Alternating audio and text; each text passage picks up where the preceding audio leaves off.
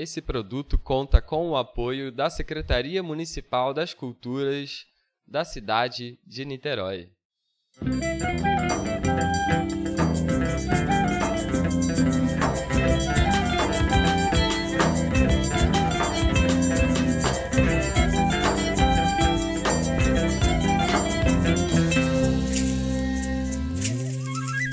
Salve, salve, pessoal! Esse é o podcast Em Cantorias. Eu sou o Marlon Cardoso. Para quem não me conhece, eu sou artista, historiador e produtor cultural aqui do subúrbio do Rio de Janeiro, radicado em Niterói.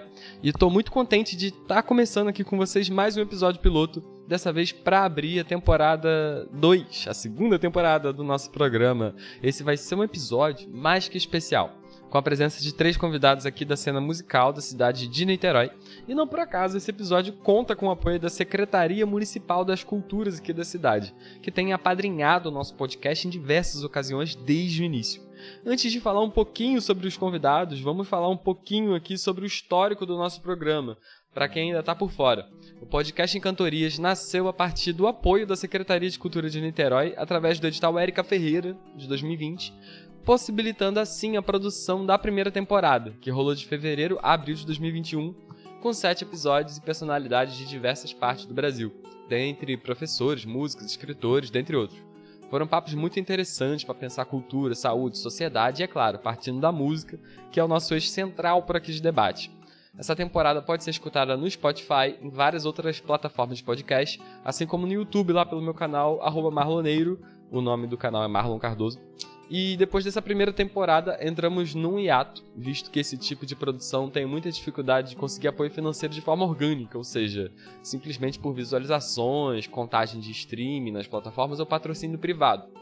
Mas um ponto que reitera, o apoio público à cultura, para que produções importantes como as que fazemos aqui, a partir desse programa, tenham sua hora e sua vez até um dia, quem sabe, alçar voos maiores. Nesse ano de 2022, já com esse episódio piloto confirmado, acabamos por experimentar caminhos diferentes antes de retornar com as nossas conversas mais convencionais. Em junho de 2022, a gente lançou uma websérie com uma montagem inédita e com trechos inéditos em formato audiovisual das conversas que rolaram lá na nossa primeira temporada no formato em áudio, que foi bem interessante. Você também pode encontrar lá no YouTube. E é claro, pelo nosso Instagram, @podcastemcantorias, já que foi postado por lá também na íntegra. Nesse mesmo mês de junho de 2022, também lancei a prévia dessa segunda temporada que vocês estão começando a ouvir agora. E nessa prévia a gente fala um pouco sobre a nossa concepção enquanto programa. Como a gente prefere desde o início privilegiar convidados que não estão tão em evidência nas mídias, mas que fazem trabalhos extremamente interessantes, e levantar temáticas que também têm muito valor para as discussões em torno da música e da cultura brasileira, mas que têm pouca rodagem e presença no debate público. Foi com essa intenção, inclusive, de entrar mais fundo em certos temas, que lançamos a minissérie em formato podcast chamada Muita Gente Desconhece, com um conteúdo roteirizado e uma pegada mais voltada para a divulgação científica dos estudos sobre cultura e sociedade no Brasil, que privilegia o tema da música, e que acabou de ser licenciado para a Secretaria de Culturas aqui de Niterói também, firmando a parceria que a cidade criou com o nosso programa. Esse conteúdo também pode ser encontrado no meu canal de YouTube, assim como no nosso Spotify. Beleza? Pois bem, para abrir essa nossa segunda temporada, vou anunciar aqui os 3 nomes que vão conversar com a gente, que vocês podem ver aí na capa, vocês já devem saber, que são a Carol Mariano, o Felipe Neiva e o Paulo Beto. São 3 personalidades aqui da cena musical da cidade de Niterói, que vão trocar uma ideia massa com a gente. E eu vou apresentando eles devagarzinho. E, bom, caso vocês queiram pular para uma conversa mais para frente, eu vou deixar aqui a minutagem de em que momento desse episódio vai começar cada conversa, tá bom? E vou apresentando eles no início de cada conversa também. Para começar, a Carol Mariano, que é cantora, compositora, artista visual e arte educadora. Ela acabou de lançar um projeto chamado Brecha, Oráculo do Som, em que a artista convida a passear por canções autorais compostas de forma experimental, advindas do seu encontro com a encantaria e as forças da natureza. Em junho desse ano, estreou o filme-show autoral Chão do Céu, em parceria da Carol com o músico e compositor Túlio Marcon e a fotógrafa e cineasta Carol Lobo. A Carol Mariano também participou do EP Ecoar Mana 2021 e do EP e álbum visual Gruta Bando ao Luar em 2020, ambos disponíveis nas plataformas digitais. E vamos embora para essa conversa que tá muito boa. Salve, salve, minha gente! Aqui no podcast Encantorias, segunda temporada finalmente chegou. Estamos recebendo a querida artista, completaça, cantora, compositora, tudo de bom, a Carol Mariano, radicada aqui em Niterói. Ela vai apresentar um pouquinho aí, falar um pouco, né, sobre a trajetória dela, falar sobre trajetória artística, de vida, com relação aqui com a cidade de Niterói, que é a cidade aqui que apadrinhou esse nosso podcast desde a primeira temporada e que vai dando aí algumas oportunidades para a gente na cena cultural. E nesse episódio piloto estamos aí, né, como vocês sabem, vocês que estão ouvindo aí, nesse fim de dezembro de 2022, estamos aqui abrindo essa segunda temporada com 3 artistas aqui radicados na cidade, né? Mostrar que Niterói é um polo cultural bem massa. E, enfim, Carol, para começar, dê suas boas-vindas aí pro povo. Oi, é um prazer estar aqui com você, Mylon, no podcast, participar desse projeto bonito. E estou muito feliz de estar aqui. Um beijão aí para todo mundo, tá vendo? Carol, da onde você vem? Como é que você veio parar em Niterói? Conta um pouquinho pra gente aí. Então, uma doideira. Eu sou de Criciúma, né, de Santa Catarina, e eu vim morar em Niterói em 2012, com 20 anos. Na época eu participava de movimento estudantil, participei bastante ativamente da greve de 2012. Aí, antes de vir para Niterói, eu dei uma rodada, assim, né? Fui para Minas, fiquei um tempo em São Paulo, Maceió, construindo o movimento, né? E na época foi algo que, quando eu estava lá na cidade, né? Desde o ensino médio, foi, acho que, o calorzinho no coração, né? De ter esperança, de querer, enfim, né? De alguma forma já um pensamento criativo, assim, né? Sobre a realidade, enfim, de querer me integrar, assim, com as causas. E foi no movimento estudantil que eu passei a ter contato com uma galera da arte também, né, de outros estados. Então, conhecer mais profundamente o samba, o forró, conhecer o Chico César, conhecer uma galera, né, foi muito por conta desse primeiro contato, assim. E os meus amigos de lá, né, eu tenho grandes amigos até hoje que estão fazendo arte lá em Santa Catarina. Tem o Liberto, que está lá levantando essa bola, o Guigo, o Caidoso, tem uma galera massa lá. E aí, quando cheguei em Niterói, eu estava bastante afastada, assim, né, dessa coisa da música, estava muito mergulhada, assim, no movimento estudantil, só que aí o coração começou a apertar, né, comecei a sentir saudade de cantar, da música, e aí, aos pouquinhos, eu fui reconstruindo esse caminho, né. Lá eu fazia artes, né, na universidade de lá. Fiquei um tempo aqui na sociologia, que foi legal, vários encontros. Acho até que a gente se conheceu lá, né, Maia? Nessa época. E aí eu voltei para artes, né, na UF. E aí a primeira aula que eu fui foi uma disciplina de arte sonora, que já abriu um outro campo, né, que é para além da música formal, de, enfim, entender que qualquer coisa pode ser som, né, que a gente pode tocar os instrumentos de várias formas, tudo pode se transformar em som. E isso foi ampliando muito a minha percepção, assim, né, do que é arte também, de como ocupar esse espaço.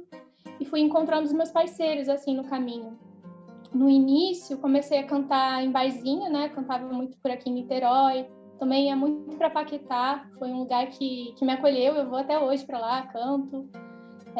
Algumas temporadas já, né, vai mudando o grupo, o momento, mas estou sempre por lá também. E, bem, acho que uma grande virada de chave aqui foi quando eu conheci o Daniel Wine e a gente começou a compor, né? Na verdade, eu acho que foi um movimento importante de eu perceber que eu já compunha, né? Eu até ressuscitei um computador na pandemia da época que eu morava em Criciúma e achei várias composições minhas que eu nem lembrava que eu fazia, né? Então, me enxergar dentro desse lugar de criadora também foi um processo longo e dolorido, assim, né, no início.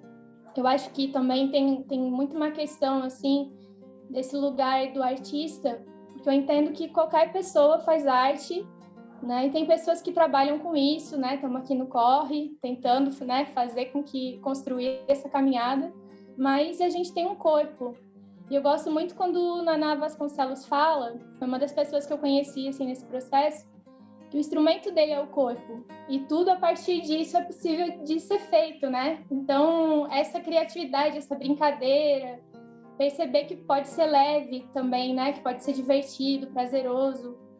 E aí depois também conheci o Túlio Marcon, o pessoal da Trans Alguma Coisa, e o Vita, né? E também a gente se trombou por lá também, fazia um som com eles. E aí isso tudo foi me deixando mais leve, assim, mais mais brincalhona, assim, nesse lugar de colocar as minhas coisas na roda. E aí comecei a mostrar as composições, participei de um programa na época da UF, que foi importante para mim esse momento também. É isso, aí comecei a participar, né? Participei do Banda Luar, a gente teve um processo de construção bem importante, acho que para todo mundo que participou, né? Tava todo mundo ali fazendo pela primeira vez, né? Gravando suas coisas pela primeira vez. Então, teve os seus momentos, assim, também de questões, porque é isso, né? Acontece, assim, acho que é natural, assim, de quando você está começando a fazer pela primeira vez as coisas. Eu me lembro, por exemplo, a emoção que eu senti quando eu registrei na UBC, né, compositora, e vi lá o meu nomezinho, e tipo assim, nossa, que legal, né, ocupar esse espaço. E eu acho que, da onde eu vim, assim, pela minha história, eu precisava desse sim, né, de encontrar pessoas que me acolhessem, assim, e mostrar, assim, que era possível, né, fazer arte. Eu acho que hoje, como artista, assim, como arte educadora também, isso é uma das coisas que eu estou sempre levantando, assim, a possibilidade de a arte ser um colo na nossa vida, né? Para além da produção criativa, dos lançamentos e tal, eu vivi esse momento também, assim, de ter expectativas, né, com relação, assim, a onde a minha música poderia ir e tal. E aí eu acho que depois do lançamento caíram muitas fichas, assim, porque a gente está falando de uma indústria musical que é muito complexa, assim, e para os artistas independentes é muito trabalho, né? Então a gente trabalha quando está todo mundo dormindo, quando a gente trabalha na diversão das pessoas, né? A gente está lá fazendo a festa para a galera se divertir, às vezes paga, né, para trabalhar, para estar nos locais, assim. Então eu não vou aqui romantizar, assim, o ofício, porque acho que é importante a gente falar sobre isso com as pessoas, né? Que é um desafio muito grande, mas também não me vejo fazendo outra coisa, né? Não me vejo em outro lugar, assim. A arte, depois, assim, de ter essa primeira experiência também com os movimentos e tal, acho que foi o lugar onde eu me encontrei, onde me sinto eu, assim, onde consigo me expressar. E, bom, já falei bastante por aí um pouco. E aí, acho importante falar também sobre o papel das mulheres da minha família, assim, para eu ser quem eu sou hoje. A minha mãe é cantora, minha irmã, minha avó. Comecei a cantar na igreja, né? Lá na minha cidade, cantava... Entrei para uma banda de rock da igreja, aí cantava lá, dava os berros, foi muito massa esse momento também, e aprendi muita coisa nesse universo, né? Não venho de um lugar muito de estudo técnico, né? Algo que a minha mãe sempre me falava, assim, era de ouvir, a importância de ouvir, né? E eu acho que é outra chave para mim importante, que cantar é ouvir. E eu acho que eu sou muito influenciada pelo ambiente que eu tô, sei lá, andar na rua me dá vontade de compor, ir no mato, estar na praia, ficar em silêncio, escutar o que os outros estão cantando também, estão fazendo, né? E se deixar levar por isso. E acho que isso foi muito importante para mim também, para a construção da minha voz, assim, da minha expressão, e para a composição. Também a minha relação com as artes visuais. Para mim, eu não consigo desconectar uma coisa da outra. E eu acho que o processo da pandemia foi muito importante para perceber isso, né? Quando eu estava muito nesse lugar de lançamento, vamos fazer acontecer e tal, eu adoeci, assim, fiquei muito mal. Porque algo que era para me dar prazer, que me nutria, passou a ser algo que está tirando minha energia, né? Já não consegui estar fazendo outras coisas. E quando eu me mudei aqui para o Engenho do Mato, que é um lugar muito especial para mim, estou aqui ainda na casinha hoje, eu também passei a me conectar assim com artistas que têm essa relação, né, com a encantaria, aí fazendo também referência ao podcast, e que tem essa relação do tempo, né, das coisas, da criação. Me aproximei muito da Déia Trancoso, assim, né, não, assim, ainda gostaria muito de conhecê-la, mas me aproximei muito da poesia dela, gosto muito da forma como ela leva esse ofício, sabe? E tudo isso foi me apaziguando, assim, né? De entender o tempo das coisas e de me conectar com a natureza, me conectar, enfim, com algo mais orgânico, menos sobre uma demanda e mais sobre a gente conseguir, sei lá, ir para o nosso caminho e a gente fazendo aquilo que, né, que está na nossa estrela, assim, eu acredito muito nisso. Gosto muito dos oráculos também. E acho que quando a gente consegue estar nesse lugar do coração, assim, eu acho que é o mais massa, assim. O momento de fazer é o mais legal para mim. Fazer é o mais importante. Demais, hein? Caramba, que massa.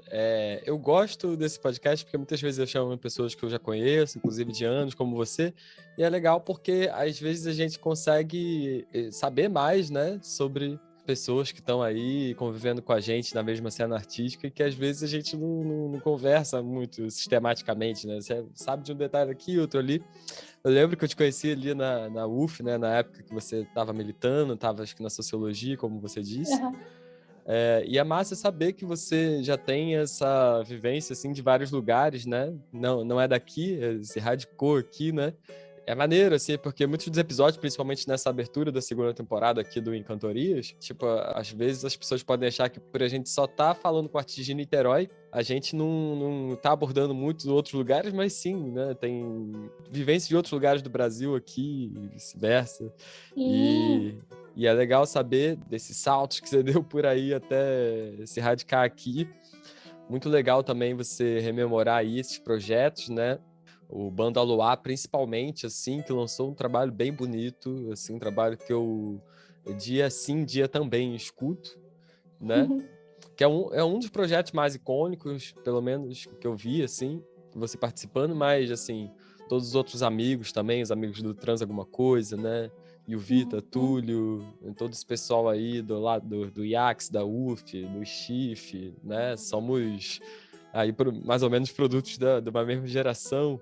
Bacana saber também que além desse trabalho bem feito, assim, mais padronizado da indústria musical, como foi o Aluá, no sentido de ter gravado, de ter lançado músicas que têm ali algum alcance, saber que você tem esse lado também na arte e educação e o quanto isso evoca para você, tipo, questões, né, em relação à indústria musical, sobre não estar à vontade com algo que, teoricamente, é aquilo que todo mundo deseja, né, gravar músicas, fazer um projeto que toca em vários lugares.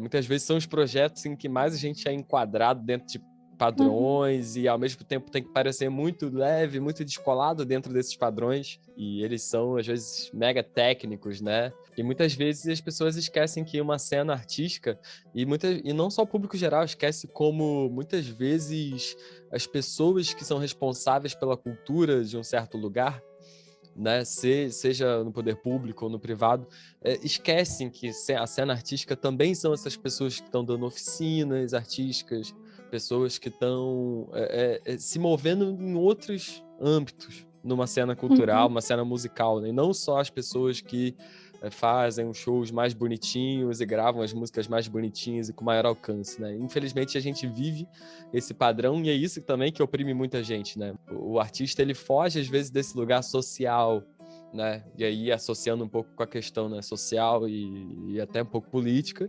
de, assim, às vezes você quer trabalhar dentro da educação, dentro da difusão artística de outras formas que não a forma padrão belos shows e belas gravações, e você é completamente marginalizado, né? E a gente discute muito aqui no podcast, inclusive, essas questões de política cultural, né? Assim, na base, o que acontece para tantas pessoas incríveis, e eu seleciono aqui, convoco, né? Pessoas, incríveis de trabalhos, mas muitas vezes marginalizados ali dentro das suas cenas, que não merecem, né? Essa marginalização, né? Simplesmente porque decidiram ir para a arte e educação, decidiram fazer um trabalho mais social, enfim. Você tocou nesse ponto. Eu queria talvez que você falasse um pouco mais disso, assim, mas se quiser falar também do que você está desenvolvendo agora, né? Porque é isso, né? Mais do que sobre uma questão abstrata, eu acho que é sobre você, assim, que a gente quer ouvir também. É isso, né? A gente teve essa vivência ali na Cantareira. Eu sou cria da Cantareira, assim. Se eu posso dizer algum lugar de Niterói que contribuiu também para esse lugar, a vivência do jongo ali, do samba, do forró, das rodas de rima também que tem, tudo isso, né, gente, sendo atravessado por vários movimentos ali, conhecendo vários artistas, e acho isso muito importante, assim. Acho que grandes desafios, assim, e é muito a minha realidade, da onde eu tô falando, é que exige, para você lançar bons trabalhos, pressupõe que você precisa de dinheiro, né? Para que você consiga fazer com que essa música alcance mais pessoas. E, bem, não é simples, né? Todo mês tem o boleto, tem a vida para lidar, né? E aí, quando você decide levar a sério esse ofício, né? De trabalhar com arte e tal, fazer isso de uma forma séria, assim, sério que eu digo, não é num lugar assim de obedecer as regras do jogo, mas de, tipo assim, de oferecer, de servir as pessoas, sabe? Através da música, através do que você faz. De conseguir transformar minimamente, sabe? Eu não tô nem falando de mudar a vida de alguém, mas quantas vezes eu escutei músicas que me deram ar, assim, me deram sentido de vida, né? Aquelas músicas que todo mundo tem. Então, eu acho que é um ofício muito especial. E aí eu acho que a gente esbarra nessas questões, né, do tempo que leva mesmo para a gente conseguir realizar esses projetos, né? Então, Niterói, nesse sentido, eu acho muito massa, né? Agora mesmo tá tendo vários shows e tal, tá rolando toda uma cena cultural. Eu vejo uma galera massa também ocupando os espaços da cultura na cidade, mas ainda assim eu sinto que o jogo é complexo, assim, se você não vem de uma realidade mais privilegiada, assim. Então, trabalhar, muitas vezes você tem um emprego formal para bancar a sua música, você fazer várias coisas, né, para conseguir se dedicar. Então, o tempo que leva para você conseguir mergulhar nos processos criativos também, acho que tudo isso são desafios, né? Não tem como desassociar né, do momento político que a gente vive, do que significou essa pandemia, de tudo que a gente teve que lidar junto com desenvolver os trabalhos, né? Especialmente para mim, foi um momento que eu acho que eu tive a oportunidade pela primeira vez de conseguir ficar mais tempo desenvolvendo as minhas coisas, assim, é bem contraditório. Mas é quando eu percebi, assim, que eu estava sempre fazendo milhões de coisas. Então, oficinas, trabalhei uma época no Museu do Engá, né, no educativo, fazia várias coisas, assim, na cidade. E foi o momento que eu tive para, não, eu quero entender o que me motiva, né? Qual é a minha questão na arte? Por que eu tô fazendo assim? E eu falo arte porque eu me entendo como cantora, compositora, mas acredito que a arte é um universo gigante, assim, né? De exploração. E, como eu falei, isso é importante para mim.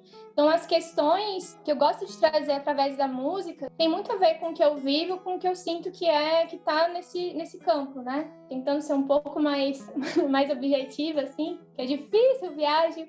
Encontrei aqui parceiros, né, aqui no sítio, que foi o Túlio, né, que foi muito engraçado isso, porque tem um sítio aqui no Engenho, que é famoso, que recebe vão chegando várias temporadas, assim, de pessoas, artistas que vão se encontrando, e a gente começou a compor junto, a trabalhar junto, aí a gente lançou o Chão do Céu, que foi bem especial, que a gente fez na laje aqui, a gente pegou uma escada, subiu, a Carol Lobo, que é cineasta, fez na gravação. E as próprias músicas, assim, acho que traziam muito esse lugar, assim, de se reconectar, de romper com essa roda, sabe? Com esse lugar de fazer para um lugar mais da presença. Enfim, né? De ocupar essa terra de entender que a gente está aqui numa outra dimensão, assim. E depois que passou a pandemia, eu fui para visitar a família, depois de 2 anos, né? Aí peguei um gravador e fui pra praia. Era uma praia deserta, assim, a Praia da Cigana. Eu liguei o gravador e acho que aqui eu posso gritar, que ninguém vai vir me incomodar.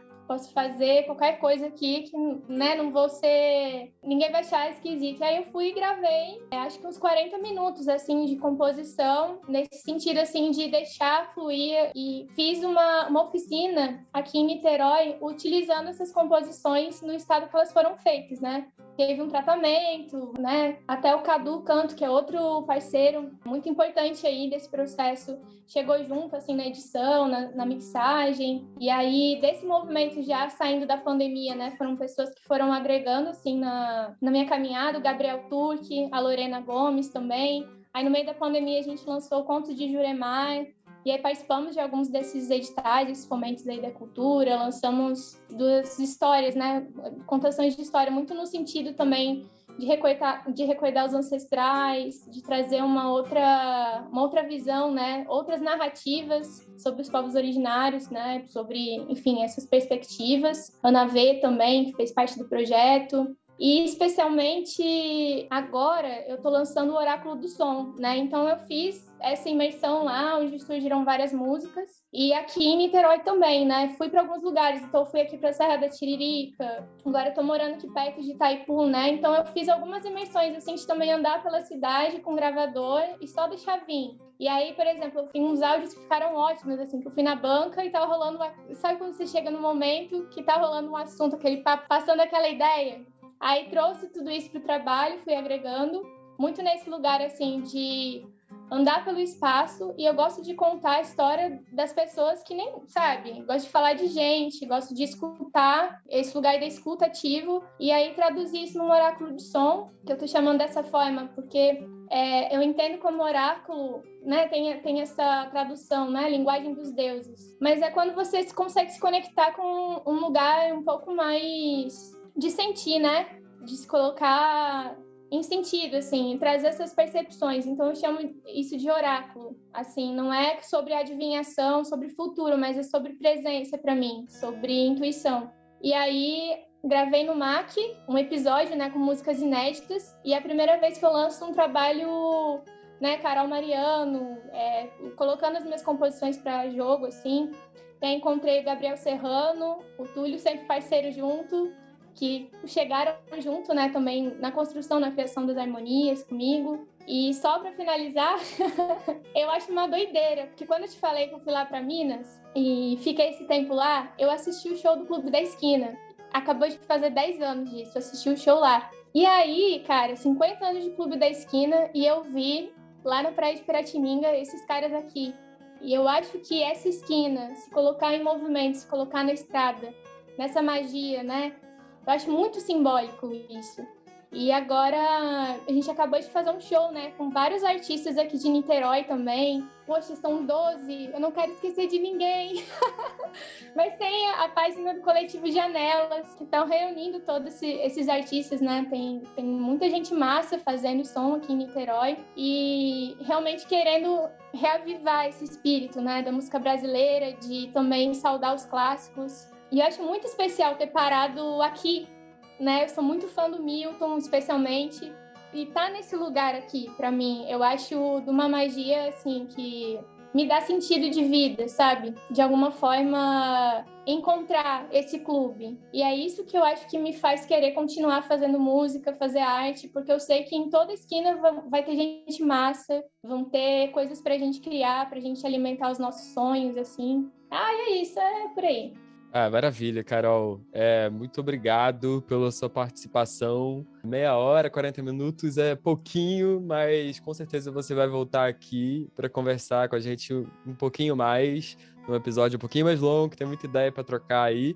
E acho maravilhoso essas referências, essas reverências que você fez, inclusive essa reflexão sobre como cada cena musical ela também tem o seu potencial de clube da esquina, né? A gente não pode achar que os artistas que foram pro mainstream, eles são uma coisa inatingível, muito pelo contrário, as cenas musicais estão repletas de potencial e nós somos mais uma encruza, né? Mais um clube, mais uma esquina, tantas metáforas, e a gente tem que se fortalecer. Essa aqui é a minha sementinha, que eu tento de alguma forma ajudar a fortalecer também a cena. E é isso, Carol. Prazerzaço receber você aqui. Se quiser fazer sua despedida bem rapidinho aí e fazer o seu jabá, falar das suas páginas, fica à vontade aí pra gente finalizar.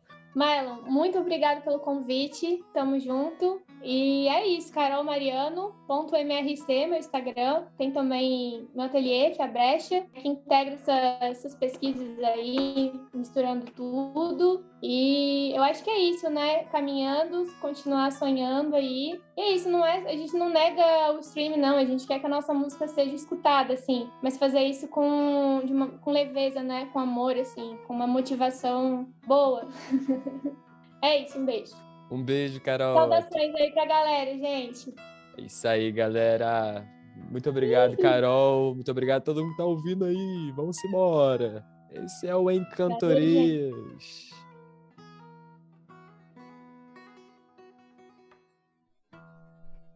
E agora vamos para a nossa conversa com o Felipe Neiva. O Felipe Neiva é compositor, cantor, produtor musical e multi-instrumentista que desde 2010 propõe e compartilha sonoridades através de diversas plataformas digitais e performances ao vivo, dentre elas shows com Ana Frango Elétrico, Negro Léo, Thiago Nassif, Marcelo Calado. O Felipe Neiva possui 7 álbuns lançados digitalmente, tendo o último deles, o álbum Tanto, sido considerado um dos melhores álbuns de música brasileira pela crítica especializada nacional e estrangeira, conquistando espaço em mídias como Rolling Stone, O Globo e Sounds and Colors, da Inglaterra, e a faixa Amor Vício presente no álbum levou Neiva à capa da playlist Indie Brasil no Spotify, dentre outras, além da circulação em rádios norte-americanas como a KBCS FM, e ao vivo, atualmente, o Felipe Neiva assume os vocais eletrônicos e é acompanhado por diversos artistas muito interessantes aí da cena. Vamos embora para essa conversa que também tá incrível. Salve, salve! Esse aqui é o podcast Encantorias. Vamos para uma conversa aqui com mais um convidado muito querido, que é o Felipe Neiva. O Felipe Neiva já lançou vários discos, é da cena aqui de Niterói, Rio de Janeiro, Mundão. Nesse momento tá até na gringa, nas Europa, e eu quero deixar registrado que é um enorme prazer receber ele aqui no podcast Encantorias. Felipe Neiva, dê suas saudações pra rapaziada. E aí, galera, Neiva aqui falando da Suíça, da Basileia. Tô aqui descobrindo novos caminhos, novas coisas pra fazer nas Europa. Que maravilha, querido. E aí, cara, como a gente sempre faz aqui no podcast, a coisa que primeiro a gente sempre pergunta é: Felipe Neiva, como é que foi o começo aí da sua trajetória como artista, como pessoa? Se você é aqui mesmo de Niterói, de onde eu tô gravando, inclusive, ou você só se radicou aqui, como é que é o começo aí dessa tua estrada que te levou pra esse caminho de arte e música? Fala aí pra gente. Eu nasci em São Gonçalo, só que uma parte de São Gonçalo que é do lado ali de Niterói, que é tipo Neves ali, que já é tipo meio Niterói, sempre frequentei mais Niterói. E na real, quando eu comecei a fazer show lá em 2013, por ali, eu frequentava muito a Lapa, tinha uma loja de discos que era Plano B, ali na Lapa, e rolava tipo um Lamonte Young, rolava tipo um Steve Reich, rolava uma música assim, experimental, noise, que eu amava. E essa cena que eu descobri nessa época, quando eu tinha uns 20 anos, 19 anos, entre 18 e 20 anos, acabou virando a cena que depois meio que foi pra Áudio Rebel, ali no Botafogo, ali no Rio. E que é o lugar que eu já toquei, sei lá, não sei quantas vezes eu toquei, né, toquei na Áudio Rebel. Então é isso, acho que minha trajetória passa muito pelo Rio, né, e essa cena experimental do Rio, de São Paulo também. E e Niterói, pra mim, como a gente, né, foi até onde a gente se conheceu na UF, eu acho que Niterói sempre teve essa ligação com a universidade também, pra mim, né, um lugar de casa e de pesquisa também, né, tem essas duas coisas, mas é isso, eu acho que a cena experimental do Rio, assim, né, que sempre me puxou bastante, assim, pra fazer coisa, pra lançar álbum, pra lançar coisa no SoundCloud, lançar no Spotify, assim, jogar nas redes. Que a primeira vez que eu fiz isso foi em 2010, que eu joguei um som no SoundCloud, umas experimentações com guitarra, uns loops, assim. E depois eu fui lançando uns álbuns também. E, e é isso. Que massa! Não sabia que você era de São Gonçalo. Eu cresci lá, meus pais são nascidos lá, por um acaso nasci no Rio, fiquei carioca. E é legal a gente ver alguém conseguir algum acolhimento nessa cena cultural do leste fluminense, aqui do outro lado da Baía de Guanabara, porque normalmente a gente tem que estar sempre ali, às vezes se jogando na capital, se jogando no mundão, mas faz parte, né? Porque muitas vezes, inclusive, a limitação vira potencialidade também. E eu fico olhando sua discografia aqui na internet, no Spotify, e tem esses dois discos. Tem o Filho, de 2019, e o Tanto, de 2020. Mas eu vi um release seu no qual fala de mais discos que você lançou. Tem muitos discos seus que foram lançados que estão só em outras plataformas? Porque, como você falou, você já estava fazendo música nos idos de 2010, ou seja, praticamente o tempo dos fenícios na internet, né? Antigão.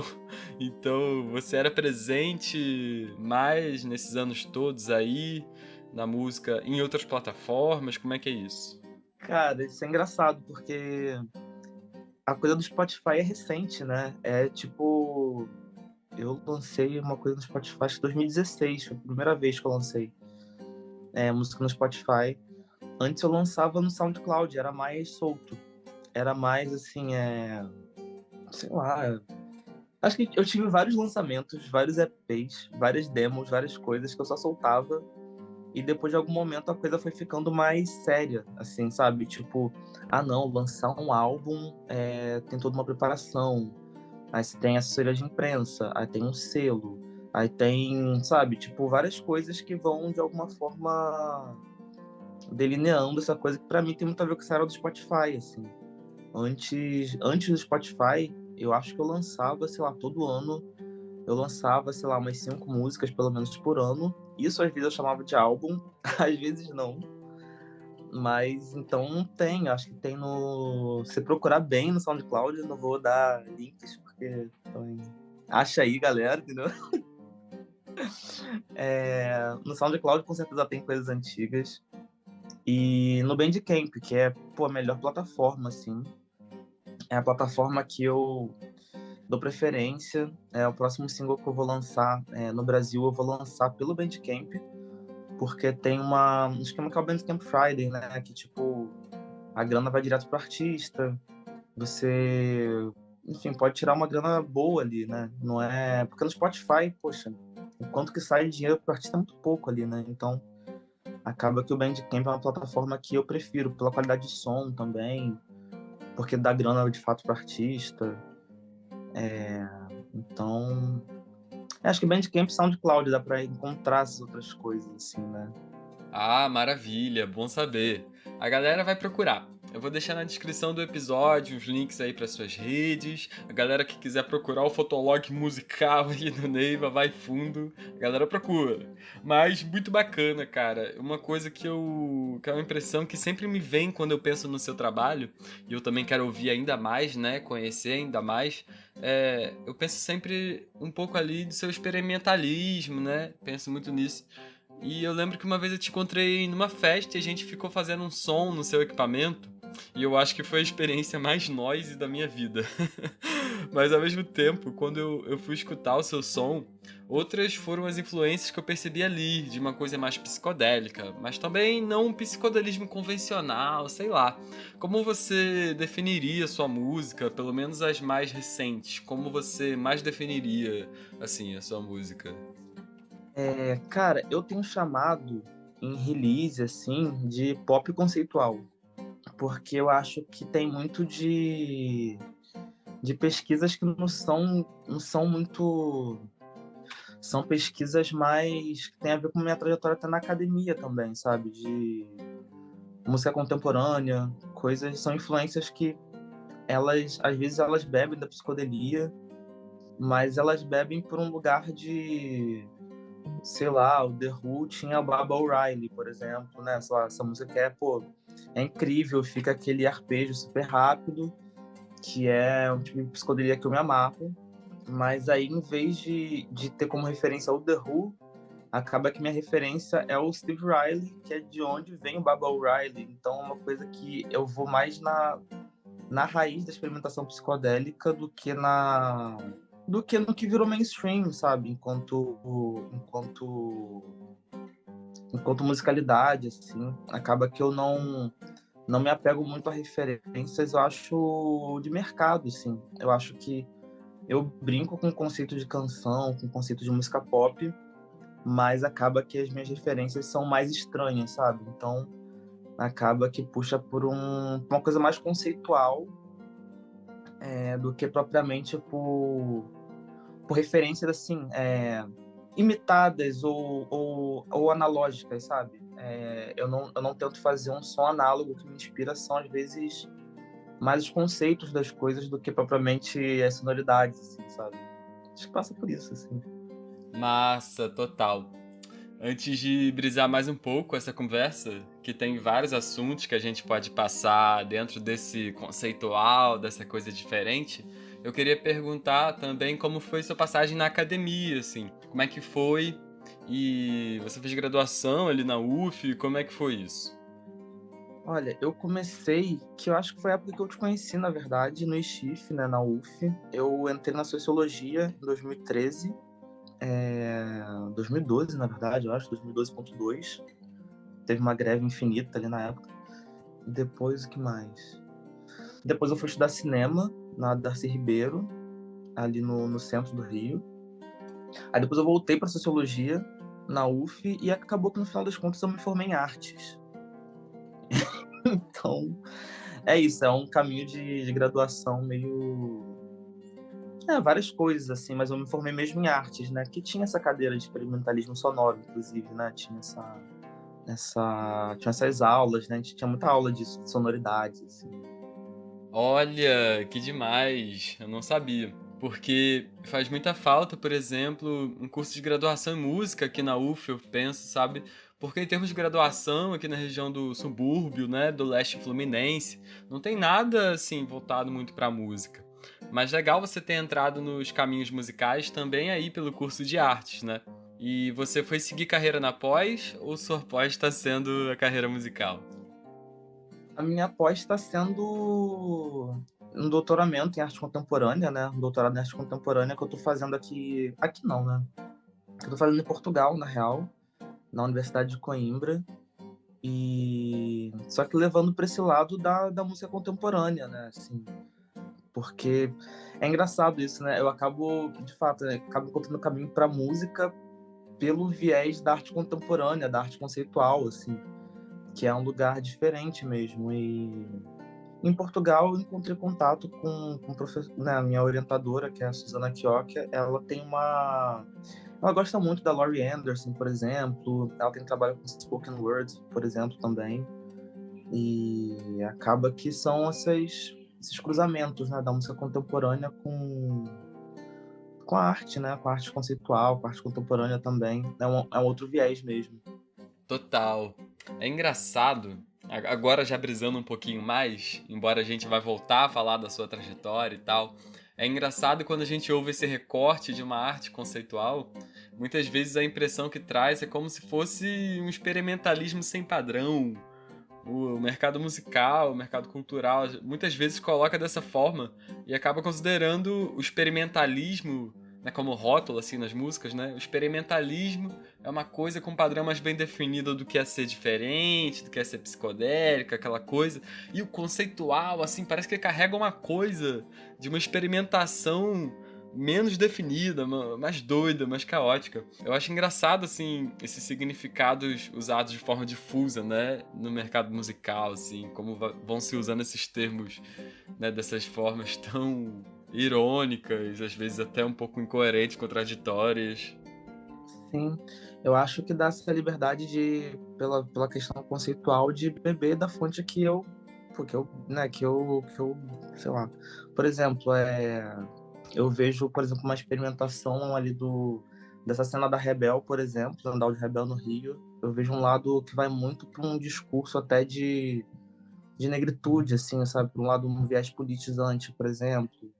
Tem uma galera que vai mais para coisa do circuit bending, por exemplo, de pegar pedais, mexer nisso e levar para um lado mais acadêmico e técnico mesmo, né? Um viés de programação visual também, com música. Para mim, acho que vem muito através do... eu sinto como se eu pegasse de alguma forma o jazz enquanto conceito e extrapolasse isso para música, assim, em vez de pegar só noções mais de exploração dentro de conceitos harmônicos, por exemplo, de achar empréstimos, de achar de ir para um lugar harmonicamente que é dessa complexidade, por exemplo, que a linguagem do jazz sugere. Eu acho que eu pego isso enquanto conceito para pensar a minha construção de composição, assim. Então é uma coisa que ela soa mais improvisada mesmo. Não soa como... É quase uma gambiarra sonora, sabe? Soa como... É isso. Ela não é calcada numa raiz genealógica, né? Dentro da experimentação musical. É uma coisa bem... É isso, é uma coisa bem minha mesmo, eu acho. Não sei, mas pensando aqui, me pareceu algo como um free jazz misturado com música concreta, digamos assim. Pensando música concreta como esse caos de timbres e esse free jazz como um caos harmônico. É um caos, é claro, com algum eixo, pelo menos, porque no mínimo o artista está procurando algo intenso na hora que ele cria, na hora que ele estabelece um conceito seu. Porque a gente, quando tenta produzir alguma música um pouquinho mais elaborada, bem feita, no sentido de bem gravada, bem mixada, muitas vezes se depara com a demanda básica de escutar pra caramba a mesma música e ficar atento a cada detalhe que a gente quer mudar ou manter no som. Então, mesmo com um experimentalismo muito forte, a gente sempre tenta bancar algum conceito ali no fundo. A gente estava falando do conceitual, né? Acho que não tem esse nome à toa. Alguma coisa a gente vai estar perseguindo ali, né? Mas, dando uma pausa na minha brisa, eu queria te perguntar também quem são esses nomes aí da Áudio Rebel que você falou, dessa cena, pra galera saber. Esse podcast vai ficar salvo aí anos e anos. Aí alguém vai fazer a pesquisa daqui a 15 anos e vai saber, ó, olha, tem uma cena lá, hein, daquela galera. Fala aí pra gente. Ah, cara, muita gente. Eu acho que a pessoa que de alguma forma dá esse tom, vamos dizer, conceitual dessa cena da Áudio Rebel é o Bernardo, né? O Bernardo Oliveira, que é ali do QTV, né? Do selo QTV. Quem mais? O Bernardo Oliveira, a Mari Mansur também, Mariana Mansur. O Luan, que agora tem esse projeto que é o Leque, em Imbé, que é o Imbé.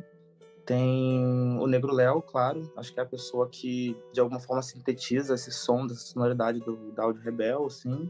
E aí foi uma galera, assim, Chinese Cookie Poets também, que é o Felipe Zenícola, Marcos Campelo, Renato Godoy, Tomás Arres.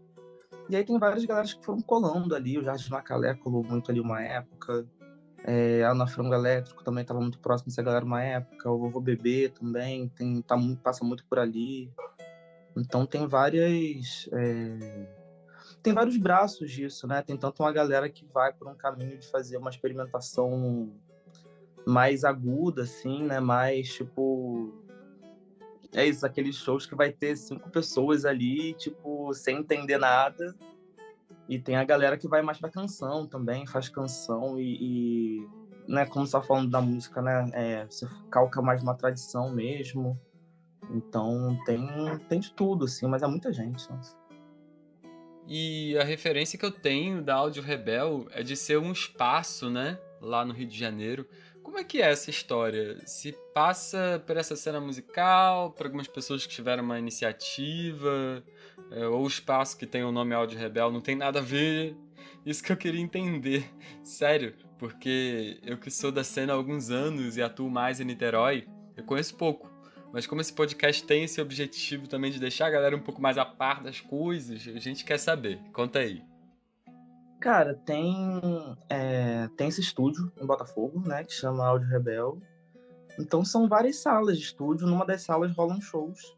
E de alguma forma essa cena que eu tava falando lá né, dos anos 2000, assim, ali tipo, né, eu peguei ela no início dos anos ali 2010, né, mas que rolava na Plano B, na Lapa.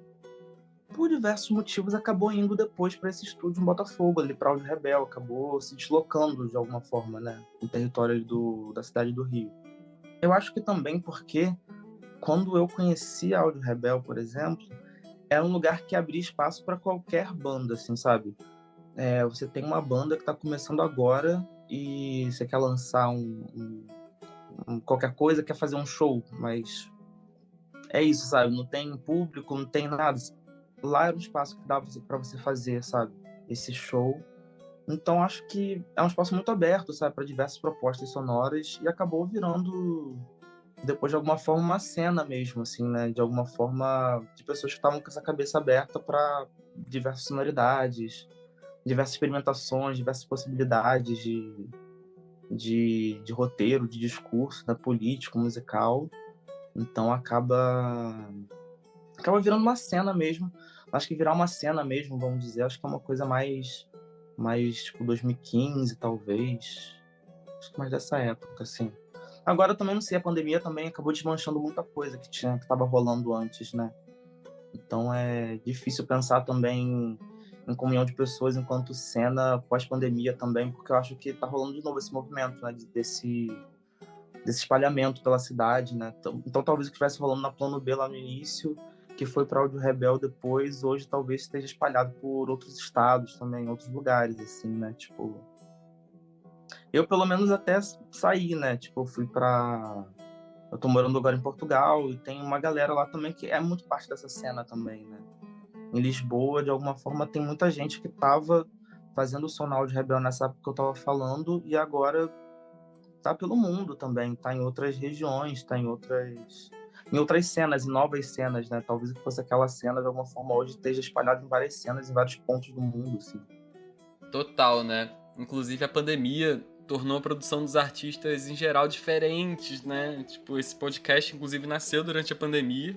E nesse momento, você, assim como vários músicos e produtores musicais, também deve ter voltado um pouco para aquela fase do produtor musical iniciante, né? Que só faz aquelas coisas ali em casa, gravando no quarto, de aproveitar o tempo e o isolamento para de alguma forma extravasar todo aquele sentimento ali na produção. Você também passou por um momento assim, de estar produzindo mais em casa por conta dessa conveniência, né? De estar ali, já estar em casa direto, tentando criar de alguma forma. Fala aí pra gente. Eu acho que eu me voltei mais para um lugar de composição mesmo, assim, nesse espaço de casa, né? Que é muito, assim, para mim foi bastante imersiva, né? A pandemia nesse sentido. Fiz muita música, assim, muita música nesse lugar de solidão mesmo. Não foi uma coisa que, não sei, que me afetou de um jeito negativo necessariamente, né? A coisa do isolamento, assim, eu senti como uma oportunidade de eu mergulhar nos meus processos. Foi interessante, porque acho que se tinha de alguma forma a falta do contato com as pessoas, tinha essa possibilidade do contato com a sua própria intimidade, assim. Então, eu voltei muito para várias composições, mas engraçado que a parte de produção mesmo, eu fiz mais com outras pessoas, assim, né? Então, eu tinha muita ideia, mandava para alguém, mandava para o baterista gravava em casa. Então, cada um fazia o arranjo de onde tinha material, de onde tinha equipamento, de onde tinha um estúdio. E engraçado, as minhas músicas da pandemia são as mais coletivas. Ainda não saiu. Tô falando assim de coisas inéditas, de coisas que devem vir, sei lá, 2024, não sei. Mas engraçado, a minha fase da pandemia são minhas músicas mais coletivas, assim, com arranjos de outras pessoas. Enfim, não vou falar muito porque ainda tá pra vir, assim, mas é isso. Mas engraçado, porque foi essa coisa de cada um em casa mesmo gravando, né?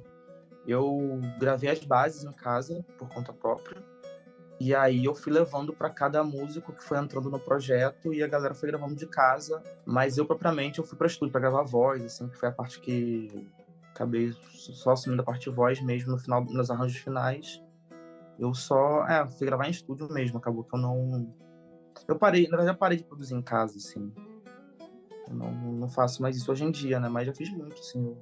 Eu amo essa estética lo-fi, acho incrível, acho é uma sonoridade que me remete a uma democratização, assim, de possibilidade. Gravar em casa poxa, uma liberdade muito grande, né? Se pensar década de 70, sei lá, que tipo, só tinha os grandes estúdios, assim, como uma opção, tinha as gravadoras, tinha os grandes estúdios.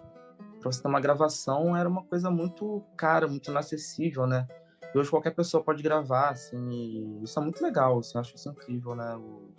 A possibilidade do lo-fi, da gravação caseira. Mas hoje em dia eu não faço mais, assim, de produzir em casa coisas que eu vá lançar, não faço mais isso, assim, mas eu acho incrível. Sim, com certeza. Eu acabei de lançar um trabalho pela primeira vez, produzido em casa, com um equipamento muito básico. E dentro do nosso meio da música, né, muita gente fala, até com certo tom tecnicista, assim, sobrou um ruído aqui, assim, assado. Não, tem que fazer tudo no estúdio profissional, senão não tem como. Tem que investir vários mil, senão é lixo. Tem que ficar parecido com o padrão daquele artista lá, conhecidaço, que tem condições de gravar bem. Então, muitas vezes, a gente fica limitado, né? Petrificado, assim, pelo império da técnica, né? De que tudo tem que ser imune ao ruído. E aí um exército de artistas passam anos, passam a vida sem gravar suas músicas.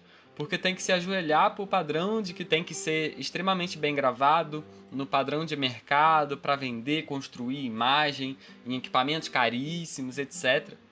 Mas é uma brisa que, se a gente tivesse mais tempo, a gente dava continuidade. Agora a gente está, infelizmente, chegando no fim dessa conversa. Mas você tocou num ponto que eu queria que você falasse antes da gente finalizar, que é o que você tem feito exatamente por agora, nesses idos de 2022, 2023, o que vem por aí, esses novos caminhos aí, o que você está produzindo, o que a galera pode esperar do teu trabalho, no que você está se inspirando mais aí nesses tempos.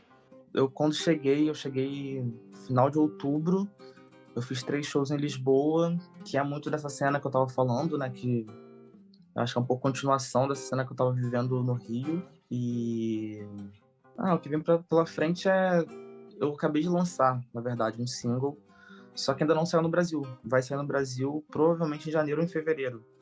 Mas já tem no YouTube uma live session da Tilelê, que é isso, é desse álbum que chama Tanto Reimagined, que é o Tanto, que eu lancei em 2020, só com novos arranjos, com uma nova estrutura, um novo formato de banda, que foi uma coisa que na pandemia foi interessante, assim, até como uma espécie de mergulho no próprio trabalho, acabou que virou material com making of, É um material muito legal, assim, tô muito feliz, muito orgulhoso assim, desse material, que fiz com uma amiga, que é a Aline Besouro, que pensou as luzes comigo, com o Felipe Zanícola também, com o Zózio na bateria, a Marcela também fez a entrevista, a Marcela Mara também, e o que vem pela frente é isso, tem esse material audiovisual, uma live session com 10 músicas, vai sair um álbum também, e o single sai no Brasil em janeiro ou fevereiro da Tilelê, então tá por aí.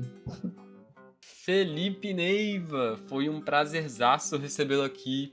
Espero que você venha de novo no podcast Cantorias, com muito mais tempo pra gente brisar. Em breve vou fazer aí uns episódios maiores, mas dessa vez é um episódio especial com 3 convidados, e aí eu dei uma compactada de meia hora mais ou menos cada um. Mas foi maravilhoso trocar essa ideia com você e abrir aí a nossa primeira temporada, você participar dessa nossa nova realização. Muito bom, obrigado pelo convite, cara, muito bom mesmo. Segue firme aí que, porra, muito bom mesmo. É isso, meu querido. Pessoal, sigam aí as páginas do Neiva. Eu vou deixar aí na descrição para vocês clicarem e acompanhar o trabalho desse talentosaço. É isso aí, tamo junto, irmão. Abraço. Valeu. Salve, galera! Vamos agora para a nossa conversa com o Paulo Beto, a nossa última dessas 3 conversas. E, bom, o Paulo Beto é natural de Niterói e estreou como cantor e compositor com o álbum Memórias da Aldeia do Bicho que Mente, em 2015, cujo show de lançamento originou o disco Paulo Beto Convidados, ao vivo no Teatro Municipal de Niterói, e que o levou a realizar turnês pelo Brasil, Uruguai e Argentina. Em 2018, lançou o segundo registro dos palcos, Paulo Beto ao vivo em Santa Teresa, gravado no Parque das Ruínas, no Rio de Janeiro. Atualmente, sua busca tem se feito no encontro de toda e qualquer manifestação artística, passando por teatro, poesia e artes plásticas. Além de músico, cantor e compositor, ele é escritor, dramaturgo e filósofo de formação. E lançou recentemente o álbum Uniram-se. E lançou diversos clipes também, junto com esse álbum. Sugiro vocês escutarem e a gente vai trocar uma ideia sobre essas produções aí do artista e outros assuntos. Vamos embora, galera! Estamos aqui com mais uma entrevista do nosso podcast em Cantorias. Salve, salve, meu amigo! Estamos recebendo aqui o Paulo Beto. Presente. Um grande músico aqui da cidade de Niterói, onde estamos gravando esse piloto da nossa segunda temporada, desse primeiro episódio, que também vai contar com mais artistas aqui de Niterói. É um episódio especial por ser a minha cidade, por ter esse apoio aí da Secretaria de Cultura da cidade para esse podcast estar acontecendo. E é isso, minha gente, o podcast Cantorias está voltando e estamos muito felizes de estar aqui discutindo música, conhecimento, cultura, sociedade e outras coisitas más. E vou abrir alas para o nosso querido Paulo Beto dar o seu alô. Salve, salve, meu irmão. Marlon, meu amado irmão. Porra, um presente, mano. Um presentão, presentão, presentão. A gente tá conseguindo se encontrar aqui. Salve, salve a todo mundo que tá aí. Salve, salve, energia pura, um presentaço mesmo. E vamos que vamos. Vamos falar, vamos trocar. O prazer é todo meu, querido. Todo meu, mano. Cara, vamos começar então pelo começo, pelo arroz com feijão. Vamos nessa. Querido, eu te chamei porque você é um cara aqui de Niterói que eu sempre vi tocando, sempre vi com a galera, diferentes vibes, e depois a gente se conhecer foi maneiro conhecer melhor, né, você como pessoa, a gente tocar junto, etc. E eu queria saber, você sendo um cara um pouquinho mais velho que eu, já quase de uma outra geração, eu queria saber como que esse Paulo Beto chegou até aqui, como é que começou, né? O que fez você tomar esse caminho maneiro da sua música autoral, dos seus discos, Sim, que já irmão. tá mais consolidado hoje. Como é Sim, que meu irmão. foi o começo aí? Bela questão, bela questão. Bicho, a memória que eu tenho durante uns 10, 11 anos, eu descobri um violão na adega, inclusive dessa casa aqui, né? Que é a casa que eu cheguei aqui com 7, 8 anos, né? Niterói, Itaipu. Então aqui tinha um violão que era o violão de minha mãe, que quando a gente era novinho tocava canções pra gente dormir ali na viola, coisas lindas, uma voz maravilhosa, uma coisa impressionante. E aí eu descobri esse violão, e ele naquela coisa de criança, me relacionando ali, peguei, batuquei, vi os sons, achei aquilo maravilhoso, poderoso. E aí eu comecei a tocar, peguei ali, comecei umas coisas, e me recordo que eu devia ter uns 12, 13 anos, eu fiz uns 6 meses ali, um ano de aula de violão com uma figura, uma grande figura, o Eduardo, falou o nome dele, uma grande figura mesmo que, enfim, me ensinou ali os primeiros acordes, umas coisas, e dali, cara, eu já comecei, sei lá, tinha 2 acordes que funcionavam ali pra mim, eu já tava fazendo letra, era uma coisa que aconteceu de forma muito natural mesmo, eu não era uma coisa assim, eu quero tocar tal música, eu queria aprender uns acordes ali, o que funcionava, aí juntava uma coisa na outra e já ficava fazendo música, isso foi desde sempre, por isso que eu digo que eu não sou quer dizer, não vou dizer o que eu não sou, mas o que eu sei que eu sou um compositor, eu não sou um cantor, eu não sou um instrumento, eu sou um compositor, preciso ter essa clareza porque é isso que é o meu mastro, o ritmo e a letra, e a composição. É um mastro, entendeu? Uma coisa de uma sensação de que se parar tudo cai. Né? Então foi uma coisa dali, desse tempo que caminhou, que foi caminhando, né, bicho? Então aqui, moro em Niterói, o que rolava? já indo ali pra Cantareira, enfim, aí já na escola, já com o Vinícius Araxá, com o Luizinho, né, Alves, que são meus amigos dessa época, e né, Luizinho já tocando baixo ali na banda, e Luizinho filho do Luiz Alves, né, enfim, o Vinícius já tocando guitarra, eu ali no violão, nas letras, e eles também. Então a gente, né, quero dizer, a gente encontrou espaços de utopia, né, bicho, a gente teve o privilégio de, nesse momento, né, ter lugares que infelizmente hoje já não existem mais, que são esses espaços de utopia onde os encontros se dão, onde alguém olha para você e eu acho que esse é o ponto. E não é que confie em você, mas que te olha de uma maneira a te considerar, né? Dizer assim, bicho, então tá, vem tocar aqui. A partir daí você constrói esse desejo de uma forma mais possível, de uma forma mais, né, assim, dentro de uma materialidade possível.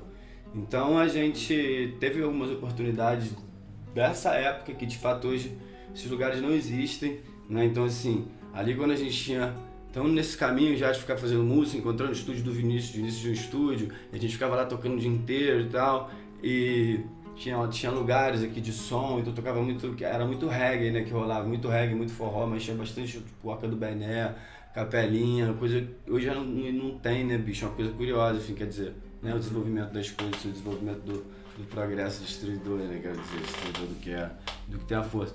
Mas aí, bicho, essa continuidade foi bonita por isso, e aí a gente, aí teve o Som Dom, né, cara, que é essencial, e o Bar do Turco. Os lugares são essenciais de dizer, porque realmente esses lugares aqui na nossa trajetória foram fundamentais, entendeu? Porque eram lugares que a gente podia tocar, então aí dali a gente, se você tem onde tocar, você faz uma banda, enquanto isso você tá só tocando, quer dizer.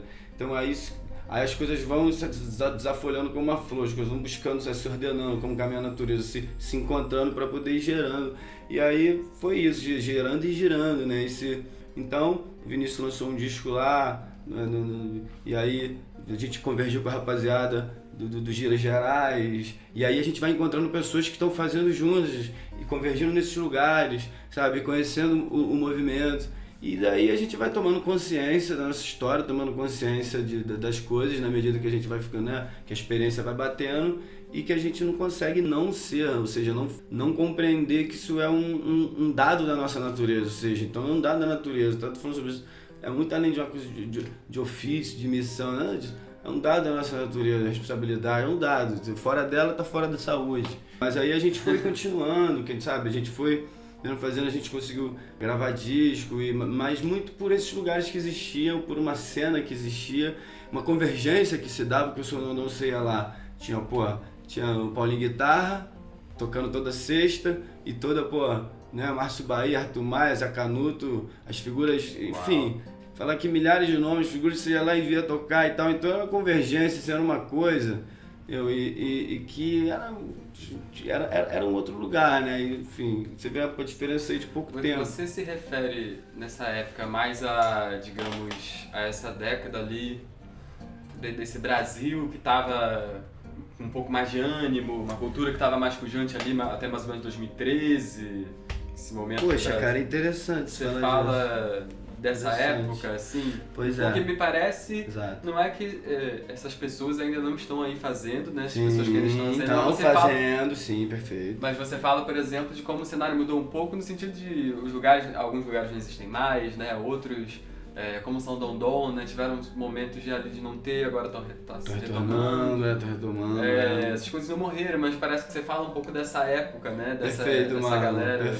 Perfeito mesmo. Sabe? Antes do seu primeiro disco, em 2015, isso. Você fala até mais ou menos esse momento. Isso, antes, exato. A gente fala aí de 2008 a 2014.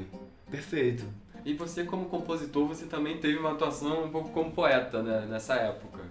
Sim, isso na verdade foi enfim, né, nascido e criado em Niterói. Eu com 15, 16 anos, assim, eu já ia pra Cantareira, eu ia pra Oca do Bené, correndo atrás de outras perspectivas, né, outras coisas que vibrassem mais, que tivessem produzido uma sinapse, né, mais forte, enfim, com o meu espírito. Eu, nessas caminhadas, num belo dia, eu vi o Luizinho já tinha falado comigo, eu vi no jornal, o Luizinho tinha comentado comigo, era uma coisa que eu via pintando, mas era o Corujão da Poesia isso no Leblon, o Corujão da Poesia que rolava lá. Um sarau, exato. Né? Lógico, com música também, com tudo, com todas as expressões, esse dança, teatro, tudo, mas muito sentado ali na coisa da poesia falada, do poema falado e tal. Então, quando eu fiz 18 anos, eu tinha um fusquinha, né? E aí eu fui pro Leblon. E aí conheci o João Luiz, uma figura maravilhosa, encantadora, figura que eu tenho um profundo respeito, que foi essa figura que olhou, como eu estava dizendo, olhando mesmo, considerando, vendo, te percebendo. Então é uma coisa que é realmente esse lugar da força representativa, da existência, né? Da existência mesmo, uma coisa que se manifesta. Então, o João é uma figura muito, eu considero um mestre, porque foi uma figura muito importante. Eu tinha, sei lá, 18 anos de idade, você tá entendendo, bicho? E, cara, quando de repente eu chego lá, toco e ele vem e percebe, o negócio chega e aí a partir dali eu comecei a frequentar, porque eu não imaginava que existisse um lugar desse, né? Porque é isso, você é criança, não imagina, até você vê que existe. Por isso a necessidade, a importância das coisas existirem, dos lugares existirem, dos programas existirem. Você cresceu aqui em Niterói, certo? Isso. Aqui você não chegava a encontrar lugares, rodas de poesia, sarais ou coisas do tipo? Não. Porque muito concentrado aqui na região oceânica, o que tinha muita época, cara, muito negócio de boate e tal, era assim, bar e tal. Né, Niterói tem uma força tupinambá, né, dos tempos de Baraúna, né? Então isso é um negócio realmente que o canto, o ritmo, os instrumentos de sopro são muito vivos enquanto herança ancestral, isso se manifesta naturalmente, daí deriva, a meu ver, a característica forte do niteroense musical, a característica musical artística ali forte, vibrando forte, é daí que deriva. Mas é curioso, eles acabam virando mão de obra artística em outros lugares, outros lugares. Sim, existe muita poesia em Niterói através de compositores, através de pessoas que deviam escrever, e inclusive os sambistas, né? Às vezes a gente esquece que a cultura popular uma coisa que também tem pessoas de alta qualidade fazendo, mas eu digo mais nessa cena mesmo do poeta ali como um escritor, que ele quer estar com outros poetas em um lugar, né? Podia até ter por aqui, mas você se encontrou com essa galera no Leblon. Podia até ter, pois era uma coisa que o Luizinho tava indo, o Luizinho tinha, tipo, o que acontece? O Luizinho tinha acabado de se mudar daqui, a gente foi amigo, Luizinho Alves, a gente foi amigo aqui desde garotinho e tal, fazia música junto, aí ele tinha se mudado pro Rio e começou a ir lá nessa história, entendeu? E aí falava comigo, cara, Paulinho muito foda, chega aí. Aí quando eu cheguei, realmente fiz muitos amigos mesmo, assim, com essas pessoas, sabe? Então, ali, eu cheguei como músico, entendeu? Tipo assim, lógico, a gente escreve, já tinha um monte de poema, um monte de coisa, mas eu cheguei como músico, como alguém que, na verdade, é compositor, que estava querendo mostrar minhas músicas. E realmente, quando eu cheguei, isso aconteceu, ouvidos abertos, né? Quer dizer, e aí bate uma força, porque aí tem a interação, tem a tal sinapse, né, rolando. Aí eu comecei a frequentar, bicho. Nessa de começar a frequentar, eu cheguei pro João, que eu descobri que o João Luiz era de Niterói. Eu falei, pô, João, tu é de Niterói. E a gente conversando e tal, bicho. A necessidade de fazer isso em Niterói, justamente no que você acabou de falar, entendeu? Então o que a gente fez? Foi, pô, aí a gente, na troca ali, a gente fechou, então vamos fazer em Niterói. Então a gente começou a fazer o Corujão de Niterói.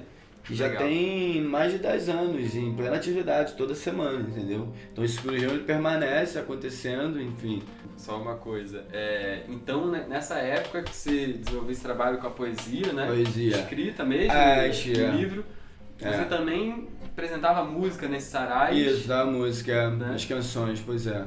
Que legal, né? A música e a poesia, e como aqueles sarais que rolam no Chile, né? Qual é o nome que eles dão? A Penha Cultural. A Penha, né? Sim, Penha Cultural. Tem a coisa da música e da poesia, muito isso bonito, era constante, né? Isso era constante, os instrumentos tocando e o poema ali, né? dentro daquela força ali, dentro da música, aquela relação. Mas eu cheguei tocando minhas músicas, aí encontrei com a coisa, naquela coisa de você se descobrir mesmo fazendo as coisas, eu comecei a falar também poema pra caramba, aquela coisa toda, E aí, enfim, publiquei um livro, aquela coisa toda, mas a grande questão é que realmente eu acho que a coisa da música, entendeu? Quero dizer, é um negócio. E o seu livro, como é que saiu? Você escreveu um livro de poesia, né? Foi um livro de poesia lançado. Eu tinha 20 anos, 19, 20 anos. Foi um movimento que se deu a partir do Corujão, por um movimento que aconteceu. É o Tabuleiro de Egos. Cara. Paulo Beto Meirelles. Pois é. Então esse livro, enfim, saiu, teve um lançamento bonito no MAC, né, cara? Foi todo um movimento, foi toda uma galera com muita música, muita força. Então, assim, e aí naquela época era época, como você disse, era um tempo de vitalidade, né, bicho? Realmente era um tempo de vitalidade, tipo, era, sabe, a cantareira ali, você chegava na cantareira, a cantareira tava com a galera do Brasil inteiro de trampo, entendeu? De música e rolando várias coisas. A universidade ali orbitando, mas assim, uma coisa que tinha muito era artistas do tipo, né, orbitava muito como a gente estava falando ali. Polo cultural. Exato, cara. Então, quero dizer, hoje a coisa tá escassa, mas o movimento, como você mesmo lembrou bem, o fluxo tá ativo. Não é que acabou, mas sofreu mudança. Exato. Quis dizer. Eu não tô lá falando poema, mas assim, eu escrevo diariamente, quero dizer, a gente